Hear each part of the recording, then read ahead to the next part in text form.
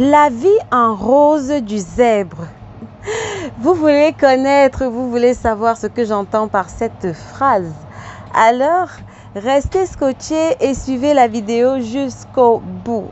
Je suis Marie-Èvo Diacono, je suis un médecin passionné de sciences humaines, je suis life coach certifié professionnel, experte en perversion narcissique et j'accompagne les hommes et les femmes à se sortir de l'emprise des relations toxiques, mais surtout à trouver leur voie, trouver leur talent et à exceller sur les chemins de leur brillante destinée. Aujourd'hui, je partage une petite réflexion avec vous sur le petit thème « La vie en rose du zèbre ».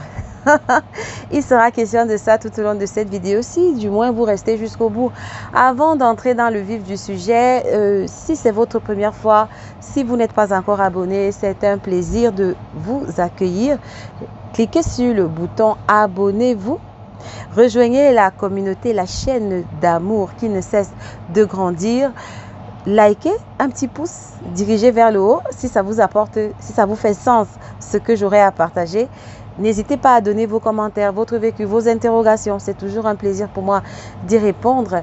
Mais surtout, n'oubliez pas de cliquer sur la cloche de notification. Et pour ceux qui me suivent depuis un certain temps, n'oubliez pas le rendez-vous. Et ceux qui me suivent pour la première fois, il y a un rendez-vous.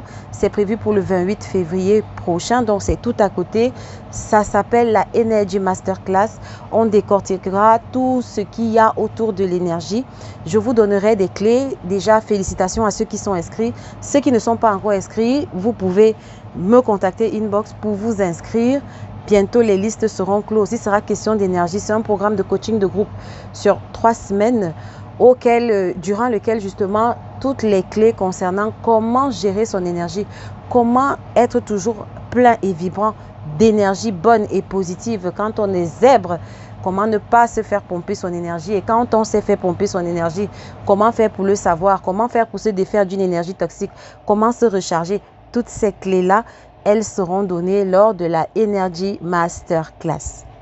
Et pour ceux qui veulent faire un pas de plus, qui préfèrent plutôt un coaching en individuel, vous pouvez me contacter par Messenger, par Gmail ou alors par WhatsApp et on pourra établir un chronogramme d'accompagnement en coaching pour vous aider à trouver la solution à votre problématique de vie.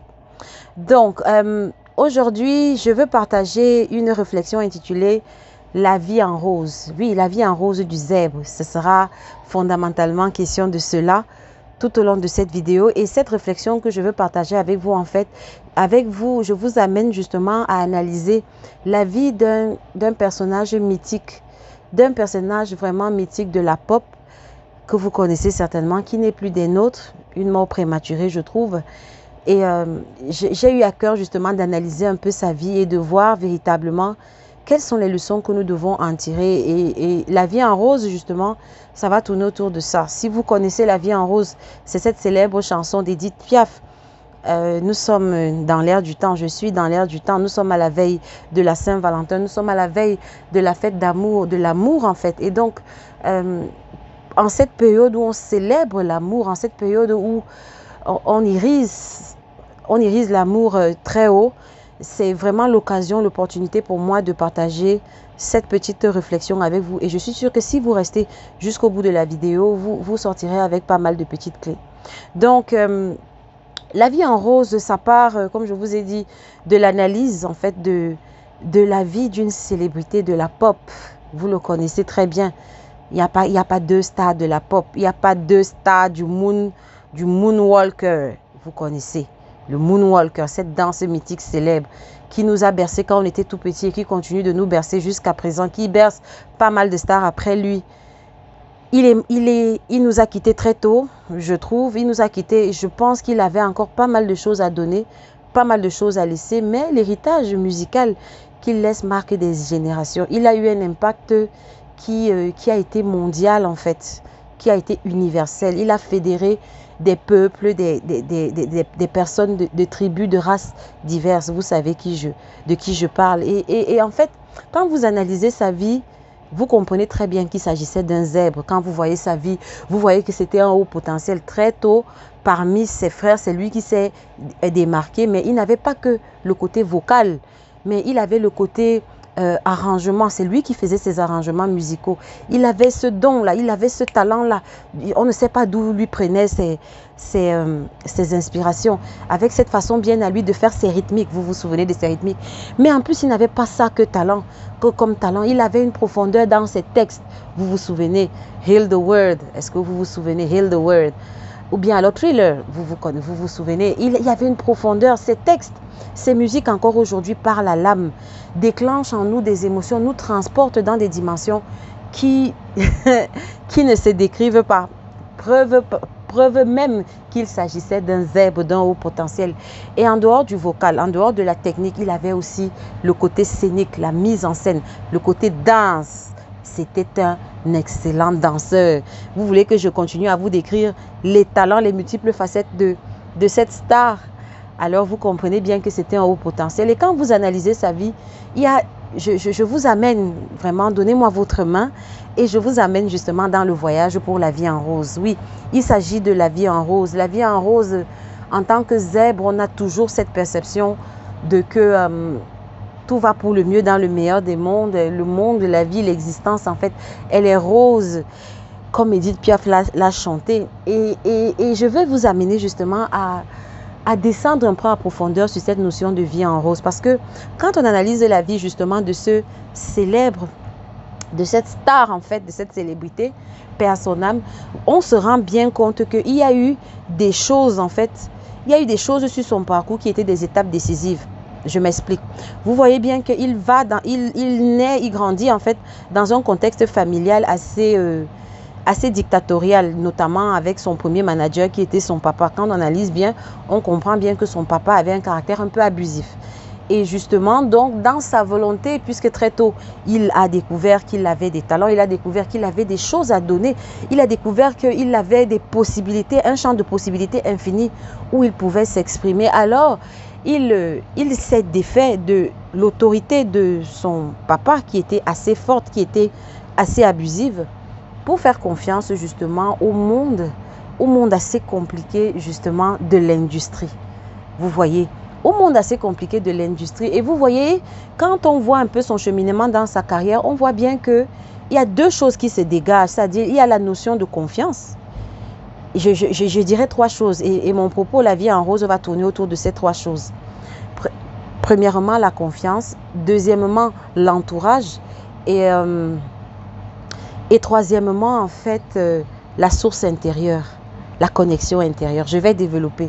Donc, premièrement, la confiance. Je vous ai dit que voulant se défaire de l'emprise abusive de son manager de papa, il s'est confié justement au monde de l'industrie. Sauf que ce monde de l'industrie, vous savez, n'est pas un monde de bisounours.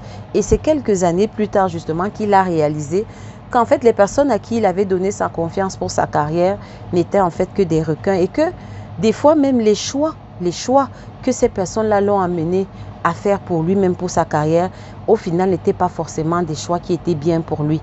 J'en veux pour preuve, vous regardez bien son évolution en termes physiques. Son évolution en termes physiques, ça se passe de tout commentaire. Vous voyez très bien que il y a forcément, certainement, il y a eu des conseils qui étaient derrière. Il a fait confiance. Mais sauf qu'au final, je pense, quand on suit ces dernières interviews, on réalise très bien que il avait un goût amer en fait d'avoir suivi ces conseils-là, vous voyez. Donc il y a d'abord ça et je m'inspire dessus justement, je m'arrête déjà dessus sur la notion de confiance pour m'adresser à vous. La vie en rose ne veut pas forcément dire que tu dois faire confiance à tout le monde.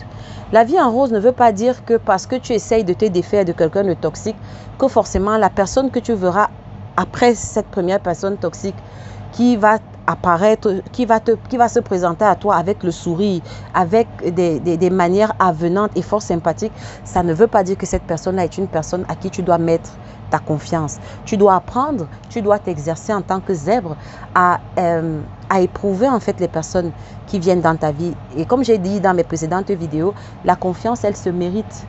La confiance se mérite. On ne donne pas sa confiance comme ça, surtout quand on est zèbre. Parce que, au final, on risque toujours de le regretter. On risque toujours de le regretter, comme l'histoire de celui que je suis en train de vous raconter. Au final, il a regretté en fait le choix qu'il avait fait, surtout de mettre sa confiance. La preuve, c'est qu'à un moment donné, il y a eu rupture de contrat, si vous vous souvenez. Il y a eu rupture de contrat parce qu'il s'est rendu compte que c'était une arnaque. Véritablement, s'il y a un terme que je veux que tu retiennes de cette première étape de cette vidéo, c'est confiance arnaque. Confiance arnaque. Chaque fois que quelqu'un, c'est bien, tu es même sorti d'emprise, c'est bien, tu t'es défait de ton ex-pervers narcissique, bravo. Mais ce n'est pas tout. Il y a tout un chemin qui s'offre devant toi. Et sache que un pervers narcissique un jour, un pervers narcissique un deuxième jour. Ça veut dire que de par ta nature, tu attireras toujours des pervers narcissiques ou tout au moins des personnes toxiques. Donc fais très attention, ne donne pas ta confiance comme ça. La vie en rose, l'un des paradigmes de la vie en rose pour un zèbre, c'est justement de faire attention à qui tu donnes ta confiance. Deuxième articulation de cette vidéo, je vous ai dit l'entourage. Le zèbre a une nature tellement profonde que il a besoin d'avoir un entourage sécurisé. Le zèbre a besoin d'être entouré de bonnes personnes, de personnes bienveillantes, de personnes qui le connaissent tel qu'il est, des personnes qui l'acceptent tel qu'il est, sans maquillage, sans fard, des personnes qui acceptent aussi ses imperfections, qui acceptent aussi ses défauts, les fêlures de son être intérieur. Le zèbre a définitivement besoin de ça. Et au nom de ça, justement, le zèbre peut se lancer justement et s'entourer de pas mal de personnes qui, elles, viennent plutôt vers lui à cause de sa lumière, mais pas pour lui. Et quand le zèbre va se rendre compte qu'en réalité, toutes ces personnes-là n'étaient pas là pour lui, mais étaient bel et bien là pour sa lumière, alors ça fera une déconvenue pour lui et ça va encore l'enfoncer. Donc, et là, vous pouvez le voir, le réaliser dans la vie de la star. Donc, je suis en train d'inspirer cette vidéo. Vous voyez très bien qu'à un moment donné, il a eu un problème central, un problème de personnes, les cercles de fréquentation. Les cercles de fréquentation, c'est très important. Et là, vous voyez que sa condition de star encore même n'arrangeait pas les choses. Parce qu'en tant que star, c'était encore bien plus compliqué pour lui de trouver un cercle de personnes de confiance. Vous comprenez? Vous pouvez dire que ça, c'est lui, ça, c'est le monde des stars d'Hollywood et tout ça. Moi, je ne me sens pas concernée. Mais tu es une étoile, je suis désolée. Tu es une star et ta vie, elle est en rose. Et dans ta vie, tu es une star à cause de la lumière qui est en toi. Tu es une star à cause de tous les talents, les potentiels que Dieu a déposés dans ta vie. Tu es une star à cause de la saveur que tu apportes dans ce monde. Tu es une star à cause de la lumière que tu apportes dans la vie des autres. Tu comprends? Donc, tu ne dois pas prendre à la légère toute cette... tout ce beau, en fait, qui est déposé en toi. Tu comprends? Et ne te laisse pas guider de façon effrénée par ce besoin-là et à t'entourer par n'importe qui. Non. Tu as besoin d'être entouré par les bonnes personnes. Fais attention aux personnes avec lesquelles tu t'entoures. Tu comprends? C'est très important. N'est-ce pas, les célèbres influenceurs disent que nous sommes la résultante des 5 personnes que nous fréquentons couramment. Alors, pense bien. Et vous comprenez donc que ici, vous voyez que ce n'est pas une histoire où vous devez vous laisser faire, c'est-à-dire attendre juste que la fatalité de l'existence s'impose à vous. Non, c'est une stratégie. À la seconde où tu t'éveilles en tant que zèbre, à la seconde où tu t'éveilles justement à la réalité de ta nature, de ton essence de haut potentiel, alors tu dois rapidement travailler sur toi pour mettre en place un cercle relationnel puissant. Un cercle relationnel qui va te nourrir à l'intérieur. Tu as compris? Ça, c'est la deuxième articulation de cette vidéo. La troisième articulation de cette vidéo va tourner autour de la source intérieure. Parce que quand vous regardez en fait la vie de ce célèbre personnage, c'était une star. C'est-à-dire, rien à faire. Tout le monde voulait. Je revois encore ces scènes mythiques de ces concerts dans les stades de Bombay, de tous ces fanas qui entraient carrément en transe et qui pleuraient. Moi-même, je vous avoue avoir souvent pleuré à certaines de ces vidéos quand j'étais plus jeune. Tellement il dégageait quelque chose de puissant.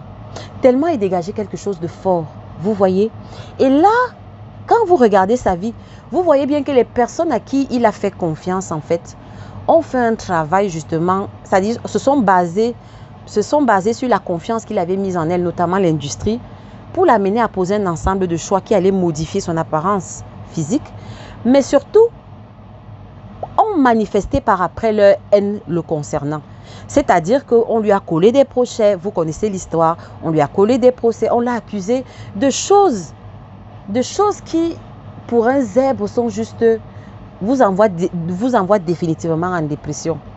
Et c'est là où j'insiste en vous disant que vous voyez que quand on est zèbre, quand on est en haut potentiel, votre lumière, en fait, ce que j'essaye de te dire, mon frère, ma soeur, c'est que autant ta lumière apporte la guérison autour de toi, autant ta lumière apporte la restauration dans les vies de ceux que tu côtoies, autant cette lumière-là est une insulte pour le monde des pervers narcissiques, mais surtout pour le père des pervers narcissiques. Le père des pervers narcissiques veut faire de cette terre un chaos. Le père des pervers narcissiques, au travers de ses enfants, les pervers narcissiques, les sociopathes et psychopathes et toutes les personnes toxiques, veut transformer cette terre en un endroit où il n'y a plus d'espoir, à une planète extraterrestre qui est remplie de haine. Donc chaque fois qu'il y aura quelqu'un, notamment un zèbre comme toi, qui va manifester sa lumière, le père des pervers narcissiques t'aura à la loupe. Il va mettre tout en place pour te détruire. S'il ne peut pas te détruire, il va mettre tout en place pour écouter ta vie sur cette terre. C'est très important ce que je dis. Et là, je vais vous demander de regarder un peu la vie de toutes ces stars célèbres qui avaient un cœur de zèbre quand vous analysez leur vie en profondeur. Et vous allez vous rendre compte que, en fait, c'est comme s'il y avait une main malveillante, invisible, qui œuvrait contre eux, qui attendait juste la moindre faille, la moindre erreur qu'elles aient eu à commettre. Et effectivement, à la moindre erreur, cette main invisible s'est saisie de cette opportunité-là dans leur vie et les a couchés au tapis. Je ne vous parlerai pas de l'autre, celle qui a chanté « I will always love you ». Regardez sa vie. Regardez sa vie. Donc vous devez, j'essaye de t'amener à comprendre, je suis dans la troisième articulation de cette vidéo. Je plante le décor pour que tu comprennes ce que je m'apprête à te dire, mon frère, ma soeur. Ne prends pas à la légère ce qui est en toi, parce que si toi tu prends à la légère, le père des PN, lui, ne prend pas ça à la légère. Et le père des PN va faire tout pour éteindre ta lumière. Il va t'envoyer PN sur PN, PN sur PN. Ne te casse pas. Ne te casse pas. Il va t'envoyer PN sur PN. Après le PN1, il y aura un PN2, il y aura un PN3, il y aura un PN4. Parce qu'il faut qu'on éteigne ta lumière. Tu comprends? C'est pour cela donc que Et tu vois, non seulement qu'il va t'envoyer des PN, mais il va essayer, à défaut, parce que s'il voit que tu es forte et que tu parviens à détecter très vite les PN, alors ce qui va se passer, c'est qu'il va essayer de t'orienter vers des combats qui ne sont pas les tiens. Il va essayer de t'orienter vers des combats qui ne sont pas les tiens. Tu comprends? Tous les combats ne sont pas les tiens. Toutes les guerres ne se valent pas d'être menées. Surtout quand on est zèbre. Parce que faites attention, on a un ennemi derrière qui cherche à nous écraser, qui cherche à nous éliminer de la planète et à la limite même qui cherche à nous faire partir précocement de cette terre avant qu'on ait pu exprimer la totalité de notre talent. Et je vous prends l'exemple rien que de ces deux stars-là. La star de la pop que j'ai énoncée et aussi l'autre qui a chanté I Will Always Love You. Vous comprenez? Vous voyez bien qu'elles sont parties bien avant le temps. À mon avis, elles ont eu des décès précoces, jeunes. Vous comprenez? Donc, mon frère, ma soeur, et là, ça m'amène donc à parler de source intérieure. Plus que jamais, ta vie en rose doit être rythmé par une source intérieure. Parce que le monde autour de toi va venir vers toi pour tes talents. Les gens viendront vers toi juste pour prendre ta lumière et pas forcément pour déposer de la plus-value en retour. C'est comme ça, c'est ta nature, c'est comme ça que tu es. Alors, puisqu'il y a des gens qui viendront juste pour prendre, alors il faut très vite que tu comprennes que tu dois mettre en place un système pour te recharger toi. Et ce système-là, ce n'est pas un être humain qui va t'aider à te recharger, mon frère, ma soeur. Ce n'est pas un être humain qui va t'aider à te recharger. Tu comprends? Ce n'est pas un être humain. Tu dois te connecter à la source, l'Éternel des armées. Tant que cette boussole-là n'est pas profonde, tu n'y arriveras pas. Et quand on analyse la vie de cette star, on comprend très bien que c'était aussi une vie de solitude profonde. Une vie de solitude, une vie de quête d'un absolu, de quête justement d'un essentiel en fait, de quelque chose qui allait le stabiliser. Ce n'est pas ton talent qui va te stabiliser, ton talent va te vider. Ton talent va te vider, ça te propose, ça va te donner une joie de voir l'effet que tu as dans la vie des autres, soit. Mais cette joie-là ne va pas te nourrir. Tu comprends? Donc tu dois mettre en place, tu dois avoir un système pensé de recharge de ton énergie, de recharge de tes batteries. C'est pour cela que la solitude est très importante pour un zèbre.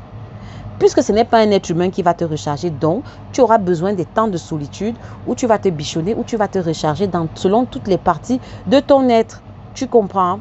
Voilà ce que je voulais partager avec toi. Donc, la vie en rose pour un zèbre, c'est quoi? C'est une histoire d'amour. Mais ce n'est pas une histoire d'amour de niais. Ce n'est pas une histoire d'amour de quelqu'un de naïf. Ce n'est pas une histoire d'amour de quelqu'un qui pense que le monde, c'est un monde de bisounours. Non. C'est une histoire d'amour de quelqu'un qui est rempli d'amour, de quelqu'un qui sait donner de l'amour, mais quelqu'un qui sait aussi discerner le mal, de quelqu'un qui est conscient que le monde n'est pas fait que de bisounours, de quelqu'un qui est conscient qu'il y a un ennemi invisible dans l'ombre qui est là juste pour n'en vouloir qu'à sa vie. Donc, la vie en rose, et je donnerai même un quatrième élément. Le quatrième élément, c'est tu dois être le beau que tu incarnes. Tu comprends, mon frère, ma soeur? Tu n'es pas conçu pour le vil, pour le vilain. Les normaux pensants peuvent faire le vil et le vilain, il n'y a pas de problème pour eux. Mais toi, à la petite seconde où toi, tu te laisseras aller, tu commettras la petite erreur, les conséquences de cette erreur-là seront tellement grandes que tu vas te demander que, mais qu'est-ce qui se passe? Tel autre que je connais, lui fait ça régulièrement, ça ne lui pose pas de problème. Ça ne lui pose pas de problème parce qu'il n'est pas comme toi. C'est comme ça, c'est le prix à payer pour la lumière que tu portes. La lumière que tu portes ne supporte pas le lait. La lumière que tu portes ne supporte pas le vilain. Donc, ta vie en rose, c'est que véritablement, tu dois être rose. Tu dois être rose toi-même. Tu dois être saveur toi-même. Tu dois être onctueux toi-même. Tu dois être goûteux toi-même. Donc, éloigne de toi le vilain. Éloigne de toi. Je ne dis pas que tu es parfait, mais je veux dire, travaille sur tes imperfections. Demande la force du Très-Haut. Mais travaille sur tes valeurs et sois tes valeurs. Vis tes valeurs. Vibre tes valeurs. Proclame tes valeurs. Quand on te voit, que ta vie, en fait, soit juste un témoignage vivant des valeurs que tu confesses des lèvres. Tu comprends? Éloigne-toi du lait. Et entre zèbres, on se comprend très bien. Laisse ce mensonge-là. Laisse cette tendance-là à vouloir être un peu flou, à vouloir être un peu malhonnête sur les bords, dans les finances. Laisse ça. Laisse ça. Il y a un ennemi derrière qui n'attend que ça pour te mettre au tapis. Tu comprends? Sois intègre dans ta vie. Sois intègre. Et je pense que c'est cet ensemble, en fait, qui fera donc de toi, justement, la vie en rose, l'incarnation de la vie en rose. La Bible dit que nous sommes la bonne odeur de Christ, répandant une odeur de vie. Nous sommes la bonne odeur de Christ connectée à lui. Il est le sarment, je veux dire quoi? Il est le cep et nous sommes les sarments. Et nous ne pouvons rien sans lui. Nous avons besoin d'être connectés à une source infinie et de ressembler à la source à laquelle nous sommes connectés. Et ce n'est que comme ça véritablement que nous pourrons donner, produire du fruit, mais surtout refléter la lumière divine qui a été déposée en nous et refléter cette lumière divine dans le long terme. Parce que finalement, quand on pose un regard sur l'existence, à quoi ça te sert-il de courir dans tous les sens, de mener les combats que l'autre murmure à tes oreilles de courir dans cette direction-là, si c'est pour finir ta vie à 50 ans? God forbid. Non, je nous veux tous, par la grâce de Dieu, vivre longtemps sur cette terre. Nous sommes appelés à vivre longtemps sur cette terre. Dieu, quand il bénissait les enfants d'Israël, il disait qu'il n'y aura pas dans ta terre de femmes qui avortent, il n'y aura pas dans ta terre de mort précoce. Tu n'as pas été conçu pour mourir avant tes jours, pour mourir avant ton temps. Donc, il faut tenir compte de cet ennemi-là qui va te suggérer, et c'est par ça que je vais chuter, qui va te suggérer justement de mener tout type de combat. J'ai dit tout type de combat n'est pas utile.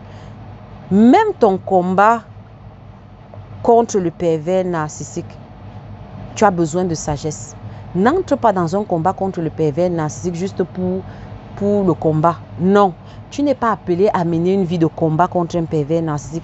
Tu es appelé à être une fleur qui va juste déployer ses pétales au reste du monde et qui va briller et qui va impacter positivement la vie des gens. Il ne faut pas que le père des pervers narcissiques te déroute de ta mission de vie. Soit il y a eu un pervers narcissique dans ta vie ou une perverse narcissique dans ta vie, mais ce n'est pas grave. Mais il ne faut pas que ça te déraille. D'accord? Il ne faut pas que ça te dénature et que tu deviennes un super guerrier hyper musclé qui cherche juste avec son épée à couper les têtes, Tu n'as pas été créé pour couper les têtes. D'accord? Je vais m'arrêter ici parce que je vois que cette vidéo a mis long. La vie en rose, c'est cette odeur belle, c'est cette saveur naturelle, c'est cette fluidité que tu vas dégager en essayant de respecter quelques-uns des points que j'ai énoncés et bien d'autres encore. Ce ne sont pas les seuls points. Je voulais juste partager ces quelques points avec vous. Ta capacité à faire attention à qui tu fais confiance, à qui tu donnes ta confiance.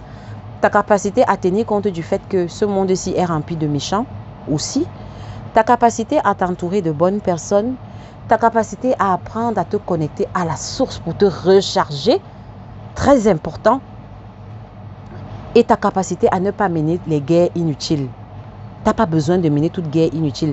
Dieu ne t'a pas créé pour courir derrière un pervers narcissique pour guerroyer contre lui. Non.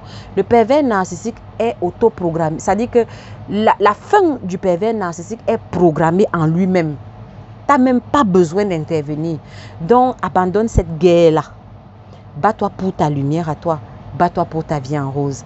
Sur ce, je vous souhaite une magnifique vie en rose. Et je vous souhaite une excellente fête de l'amour. L'Éternel vous bénisse. On se retrouve pour une prochaine vidéo. Je vous aime. Ciao.